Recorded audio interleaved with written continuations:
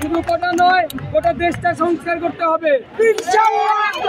আমি একটা কথাই বলতে চাই, স্বৈরাচারের পতন এই বাংলা মাটিতে ঘটবে। এবং একটি কথা বলে আমি আমার বক্তব্য শেষ করতে চাই,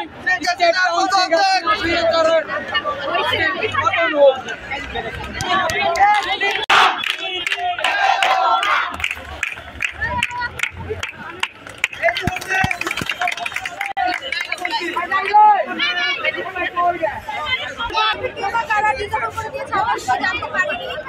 আমরা এর সুষ্ঠু বিচার চাই, কারণ আমরা বৈষম্য বিরোধী আন্দোলনে সেই জন্য কেন আমাদের দৃষ্টিভঙ্গি করা হবে। আমরা এই বিচার চাই, আমরা এই আন্দোলন চালিয়ে যাবো। আমাদের ভাইদের উপর, বোনদের উপর, ছোট ছোট শিশুদের উপর যে নির্যাতন করা হয়েছে, আমরা তার বিচার চাই।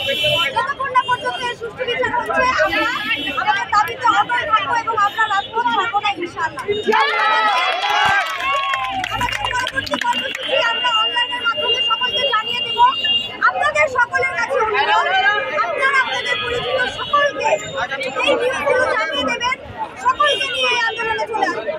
এই আন্দোলনের প্রতি রইল কালকের কর্মসূচি আমরা অনলাইনের মাধ্যমে জানিয়ে দেব। ধন্যবাদ।